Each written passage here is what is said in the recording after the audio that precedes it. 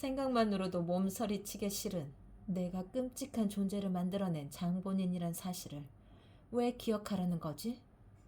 이 혐오스러운 악마. 네가 빛을 처음으로 본 그날의 저주가 있기를. 너를 만든 두 손에 저주가 있기를. 너는 나를 형용할 수 없이 비참하게 만들었어. 널 어떻게 대하면 좋을지 고민할 기운도 없다고. 썩 꺼져. 이 흉물스러운 모습 보이지 않게.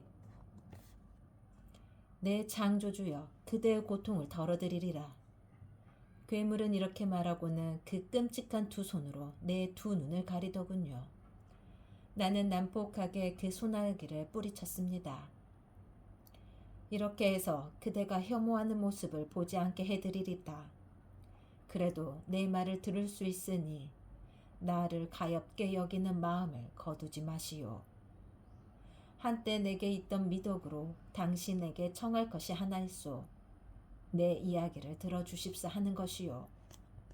아주 길고 이상한 이야기인데 이곳 기운의 예민한 당신 감각에는 맞지 않으니 산이 오두막으로 와주시오.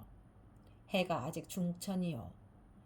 해가 눈 덮인 암벽 뒤로 숨어 다른 세상을 비추기 전에 내 사연을 듣고 결정을 할 수 있을 거요. 내가 인간들이 있는 곳을 영영 떠나 해를 끼치지 않는 삶을 살아갈지 혹은 동족의 재앙이 되어 당신의 파국을 앞당기는 장본인이 될지는 당신에게 달렸소. 말을 마치자 그는 빙상을 가로질러 길을 안내했습니다. 나는 뒤를 따랐습니다. 가슴이 꽉 막혀서 아무 대답도 하지 않았습니다. 하지만 오두막을 향해 가면서 그가 사용했던 다양한 논거를 가늠해 보았고 적어도 그의 이야기를 들어봐야겠다고 작심했습니다. 호기심도 있었지만 결심을 굳힌 것은 영민이었습니다. 그때까지만 해도 놈이 동생의 살인자라고 여겼으므로 놈이 의심을 확인하는지 부인하는지에만 온통 관심이 쏠려 있었지요. 또 한 가지 피조물에 대한 창조자의 의무 같은 것을 맨 처음 느꼈습니다. 놈의 악행을 탓하기 전에 놈을 행복하게 해주어야 한다는 의무감이 처음으로 들더군요. 우리는 빙상을 건넜고 맞은편에 있는 암벽을 올라갔습니다. 공기는 쌀쌀했고 비가 다시 내리기 시작했습니다. 둘이 오두막으로 들어갔습니다. 괴물은 기쁨에 들떴고 나는 무겁고 우울한 마음에 짓눌러 있었습니다. 하지만 이야기를 듣는 데는 동의했습니다. 내 끔찍한 동행이 피운 불가에 앉았습니다. 이제 괴물은 자기 이야기를 시작했습니다. 3장. 내가 생겼던 때를 떠올리는 건 정말 어려운 일이요. 모든 사건은 혼돈천지에 불분명해 보였거든.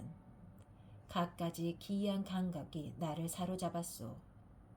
시각과 촉각과 청각과 후각을 동시에 느꼈어요. 한참이 지나고 나서야 비로소 다양한 감각을 구별하는 법을 습득했소. 기억나는 것은 점차 강렬한 빛이 신경을 눌러 눈을 감을 수밖에 없었다는 것 정도요. 그러자 어둠이 덮쳐 힘들었소. 하지만 이런 느낌이 들자마자 다시 눈을 떴고 지금 생각이지만 그때 다시 빛이 쏟아졌던 것 같소. 내 생각엔 걸어서 아래로 내려갔어요. 곧이어 감각에 큰 변화가 일어났소. 전에는 검고 불투명한 덩어리들이 주위를 둘러싸고 있어 만지거나 보아도 그대로였지만 이제는 자유롭게 다니면서 모든 장애물을 넘거나 피할 수 있게 된 거요. 빛은 점점 더 나를 누르는 듯 했고 열 때문에 걸을수록 피로해졌소. 결국 그늘이 있을 만한 곳을 찾아다녔소.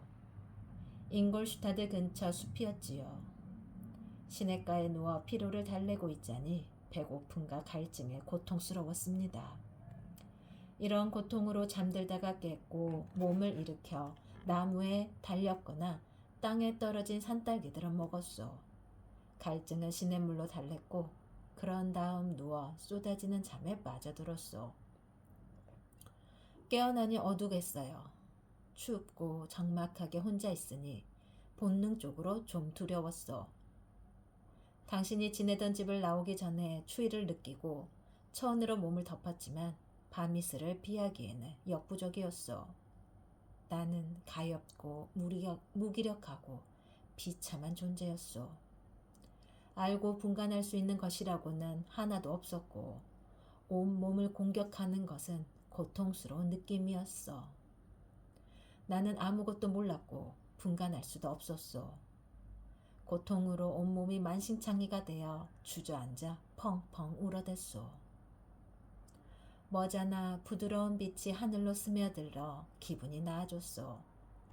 바로 일어서서 빛나는 형상이 나무들 사이로 솟아오르는 것을 보았소. 경외감 비슷한 느낌으로 본 것이요. 그 형상은 느리게 움직였지만 내가 가는 길을 밝혀주었소. 산딸기를 찾아 다시 밖으로 나갔소. 날은 아직 추웠고 나무 아래서 커다란 외투를 발견하고는 그걸 걸치고 땅에 앉았소. 생각은 뚜렷하지 않았고 모든 게 혼란스러웠소. 빛과 배고픔과 목마름 그리고 어둠만이 느껴졌어요. 셀 수 없는 소리가 귀에서 쟁쟁거렸고 사방에서는 온갖 향기가 나를 맞아 주었소. 그저 환한 달만 알아볼 수 있었다오. 즐거운 마음으로 달만 보았어요. 밤낮이 여러 번 바뀌었고 밤의 둥근 달이 한참 이지러지고 나서야 감각을 따로 분간하는 게 가능해졌소.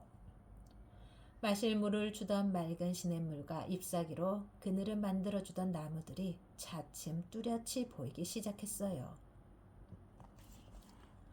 귀를 반겨주던 즐거운 소리가 날개 달린 작은 동물이 내는 소리였음을 처음 알게 되어 기뻤지요. 그게 종종 내 눈에서 빛을 가로막았던 거요. 주위를 둘러싼 대상도 더 정확히 관찰할 수 있었고 지붕 노릇을 해주던 찬란한 빛의 경계도 구분하게 되었어요. 때로는 새들의 즐거운 지저김을 따라 해보았지만 되지 않았어요. 나름대로 감각을 표현하고 싶었지만 내게서 터져나오는 거칠고 불분명한 소리 때문에 겁이 나 다시 침묵하곤 했소. 밤에 달이 사라졌다 작아진 모습으로 다시 나타났소. 그동안 나는 숲에 남아 있었던 거요. 이 무렵 오감은 더욱 명료해졌고 정신은 나날이 더 많은 생각을 받아들였소. 두 눈은 빛에 익숙해졌고 대상도 올바른 형태로 인식하게 되었소. 곤충과 풀을 구별하게 되었고 점차 풀의 차이도 알게 되었소. 참새 소리는 거칠 뿐이지만 찌르레기와 개똥치바퀴 노래는 달콤하고 매력적이라는 것을 알게 되었소. 어느 날 추위에 짓눌러 있다 방랑하던 거린들이 남겨놓은 불을 발견해 온기를 느끼고 기쁨에 겨워 어쩔 줄을 몰랐어요. 기뻐 흥분한 나머지 불씨에 손을 댔다가 아픔에 비명을 지르고 손을 뺐소. 같은 원인에서 정반대 효과가 나오다니 참 이상했소.